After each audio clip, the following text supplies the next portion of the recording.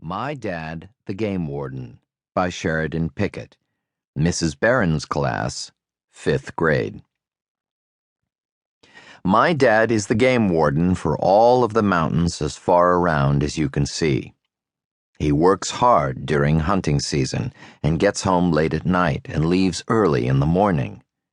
His job is to make sure hunters are responsible and that they obey the law.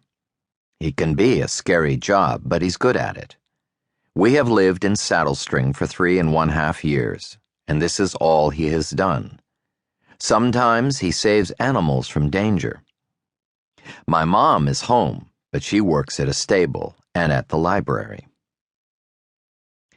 Joe knew he wasn't alone on the mountain. Earlier, he had seen a late model bronze-colored GMC pickup below him in the bowl. Swinging his window-mounted Redfield spotting scope toward it, he caught a quick look at the back window of the pickup. Driver only, no passenger, gun rack with scoped rifle, Wyoming plates with a buckaroo on them, and an empty truck bed, indicating that the hunter hadn't yet gotten his elk. He tried to read the plate number before the truck entered the trees, but he couldn't. Instead, he jotted down the description of the truck in his console notebook. It was the only vehicle he had seen all day in the area. 25 minutes later, the last of the elk sniffed the wind and moved into the clearing, joining the rest of the herd. The elk seemed to know about the storm warning, and they wanted to use the last hours of daylight to load up on food in the grassy meadow before it was covered with snow. Joe thought that if the lone hunter in the bronze pickup could see the meadow, there would be a wide choice of targets. It would be interesting to see how the scenario would unfold, if it unfolded at all. There was just as much chance that the hunter would simply drive by, deep in the trees, road hunting like 90% of all hunters, and never know that an entire herd of elk had exposed themselves above him in a clearing. Joe sat in his pickup in silence and waited. With a sharp crack, then 3 more, the calm was shattered. The shots sounded like rocks thrown against sheet metal in rapid succession. From the sound, Joe registered at least 3 hits, but because it often took more than a single bullet to bring down a big bull elk, he couldn't be sure how many animals had been shot.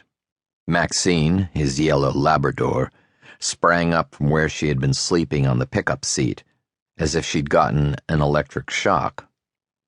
Below, the herd had come alive at once and was now running across the meadow. Joe could see that 3 brown dots remained behind in the tall grass and sagebrush. 1 hunter, 3 elk down, 2 more than legal. Joe felt a rush of anger and of anxiety. Game violations weren't uncommon during hunting season, and he had ticketed scores of hunters over the years for taking too many animals, not tagging carcasses, having improper licenses, hunting in closed areas, and other infractions. In many cases, the violators turned themselves in because they were honorable men who had lived and hunted in the area for years. Often he found violations as he did random checks of hunting camps. Sometimes other hunters reported the crimes. Joe Pickett's district took up more than 1,500 square miles, and in 4 years he had almost never actually been present as a violation occurred. Snatching the radio transmitter from its cradle, Joe called in his position over a roar of static. Distance and terrain prohibited a clear signal. The dispatcher repeated his words back to him. Joe confirmed them, and he described the bronze pickup and advised that he was going to approach it immediately. The answer was a high-pitched howl of static he was unable to squelch. At least he thought they knew where he was. That, unfortunately, hadn't always been the case. "Here we go, Maxine," Joe said tersely. He started the motor, snapped the toggle switch to engage the 4-wheel drive, and plunged down the mountain into the dark woods.